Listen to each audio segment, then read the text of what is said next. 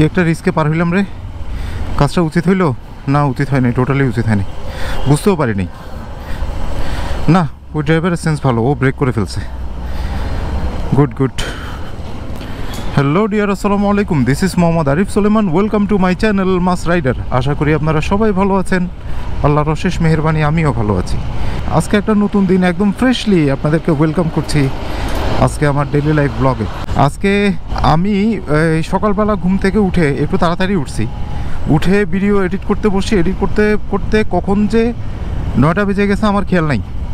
তো 9টা বেজে গেছে, এটা কোনো বড় বিষয় না, অফিস 10টা থেকে। বাট চাবিটা আমার কাছে। তো চাবি যেহেতু আমার কাছে, তো আমার তো 2 মিনিট দেরি করার তো অপশনই নাই, উল্টা আরও আমাকে মিনিমাম 10 থেকে 15 মিনিট আগে যাওয়া উচিত। কিন্তু আমি একদম ভুলে গেছি যে চাবিটা আমার কাছে। যেহেতু রেগুলারলি চাবি আমি ক্যারি করি না, সো হুট করে ক্যারি করছি, সেহেতু ভুলে গেছি।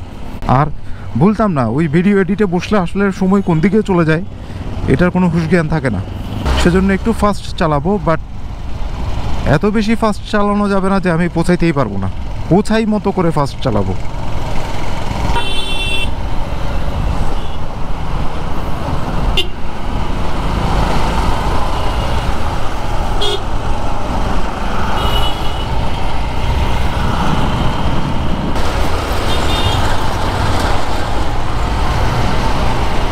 মোটামুটি আগাই গেছি মানে কি 7 মিনিট লাগছে। 7 মিনিট লাগছে, এটা বড় কথা না। বড় কথা হচ্ছে সেফলি আসতে পারছি। রাস্তায় মনে করছিলাম একটু জ্যাম থাকবে, বাট জ্যামটা ছিল না। রাস্তা যদি একদম ফ্রি থাকে তাহলে আমার আসতে খুব একটা সময় লাগে না, যা সময় লাগে এই জ্যামের কারণে।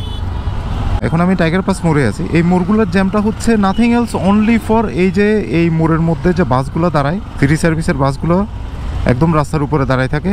রাস্তার উপরেই দাঁড়াবে, কিন্তু তারা সাইড না করে অনেকটা মাঝামাঝি দাঁড়ায় থাকে। তো মাঝামাঝি দাঁড়ায় থাকার কারণে জ্যামগুলো হয়।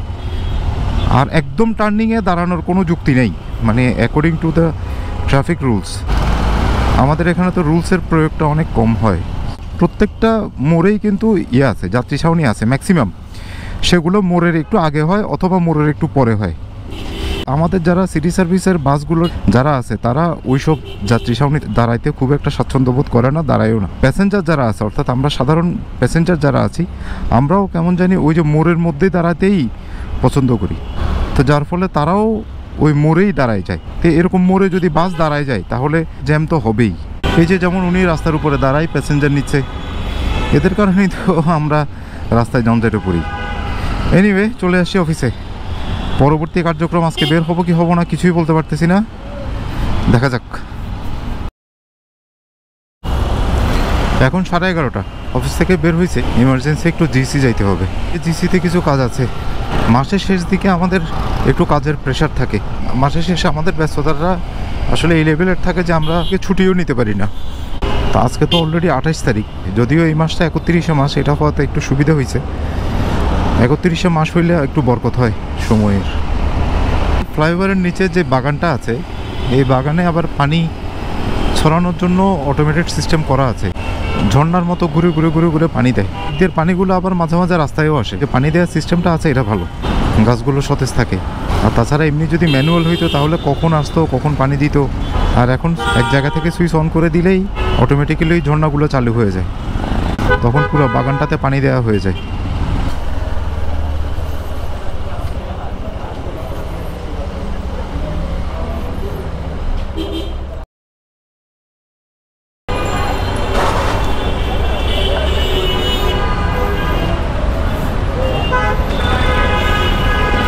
মার্কেট থেকে বের হয়ে গেছি, বের হয়ে এখন বুথে যেতে হবে।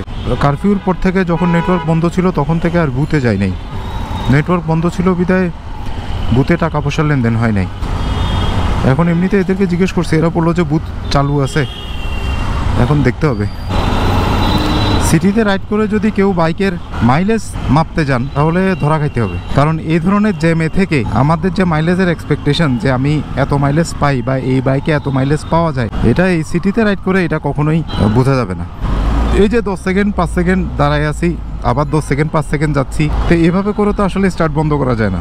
তো এটা কন্টিনিউ গাড়ি স্টার্টে থাকে, আর গাড়ি স্টার্টে থাকলেই তো তেল বার্ন হচ্ছে, আর দাঁড়ায় থাকলেও তেল বার্ন হচ্ছে। মাইলেজ হিসাব করতে গেলে দেখা যাবে অনেক কম পাওয়া যাচ্ছে, অনেক কম। যেমন সিটিতে আমারটা আমি এভারেজ মাইলেজ পাই হচ্ছে 38, খুব ভালো হইলে 40। আর এরকম জ্যাম যদি কন্টিনিউ ফেস করতে হয় তাহলে তো এটা 35-এ নেমে যাবে, কিন্তু ওইটাই অ্যাকচুয়াল মাইলেজ না। বাট আমাদের রিয়েলিস্টিক মাইলেজ যদি আমরা হিসেব করতে যাই, অর্থাৎ আমরা যদি আমাদের কস্টিং হিসেব করার জন্য রিয়েলিস্টিক মাইলেজ চাই, তাহলে এই যে জ্যামের মধ্যে থেকে যে মাইলেজটা পাবো এটাই ক্যালকুলেশন আনতে হবে। রাস্তায় জ্যাম বেশি, আর এই জ্যাম বেশির মধ্যে অনেক গরম লাগে। আকাশে রোদটা নাই, মেঘ আছে, সেজন্য রোদটা পড়তেছে না। তো রোদ না পড়লেও কি হবে, গরম তো লাগতেছে। তারপরেও মন্দের ভালো, রোদ পড়লে আর বেশি খারাপ লাগতো। এদিক দিয়ে যাবো, যাই যাই যাই যাই যাই গাড়িটা যেহেতু দাঁড়াইছে চলে যাই। এ ধরনের সরু জায়গা দিয়ে যাওয়াটা একটু রিস্কি, কিন্তু ওই গাড়িটা যেহেতু দাঁড়ানো আছে সেজন্য আমি পারছি। যদি গাড়িটা রানিংয়ে থাকতো তাও আমি আসতাম না ওই দিক দিয়ে, কারণ রানিংয়ে থাকলে তো সে যে ডাইনে বামে চাপতেই পারে। এ ধরনের স্ট্রাকচারে কিন্তু ভালো মালামাল ক্যারি করা যায়, তবে একটু ব্যালেন্স করে করতে হবে। এগুলো একদম ব্যালেন্স করে লাগাইতে হবে, নাহলে বাইকের ব্যালেন্স থাকবে না।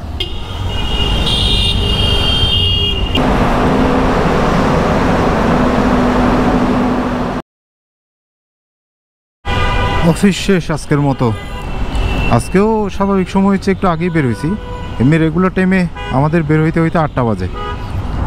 এখন অবশ্য 7টা বাজতেছে, বের হয়েছি মাত্র।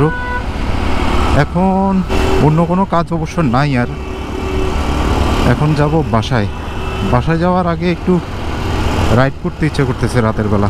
অনেক দিন রাতে রাইড করি না, কিন্তু কোন দিকে যাব এমন না যে অনেক সময় আছে, সময়ও খুব কম। বাসায় গিয়েও কাজ আছে। আচ্ছা দেখি কোন দিকে যাওয়া যায়।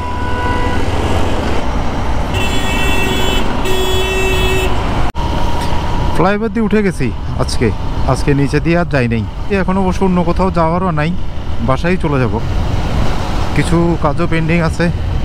আর সবচেয়ে বড় বিষয় হচ্ছে সারাদিন কাজ করার পরে রাতের বেলা আর মানে কোনো দিকে যাইতে ইচ্ছে করে না, তখন শুধু বাসায় যেতে ইচ্ছে করে, কারণ সারাদিন তো পরিবার থেকে দূরেই থাকি।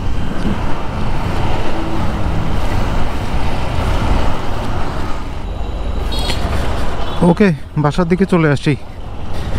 আজকের দিনে খুব একটা বেশি বৈচিত্র্য ছিল না, খুব অ্যাজ ইউজুয়াল একটা দিন কাটাইছি। অফিসেই কাজ ছিল বেশি, একদম অফিসের কাজের বাইরে আর কোনো রকম ইস্যুই ছিল না। পরবর্তীতে দেখা হচ্ছে নতুন কোনো ব্লগে, নতুন কোনো ভিডিওতে দেখা হবে, কথা হবে। ততক্ষণ পর্যন্ত সবাই ভালো থাকবেন, সুস্থ থাকবেন, নিরাপদে থাকবেন এবং অবশ্যই নিরাপদে বাইক রাইড করবেন। আর আমার এই ছোট্ট চ্যানেলটাকে যারা এখনও সাবস্ক্রাইব করেন নাই, প্লিজ সাবস্ক্রাইব করে দিবেন। আর ভিডিও যদি ভালো লাগে থাকে অবশ্যই একটা লাইক দিবেন। সো খোদাফেজ।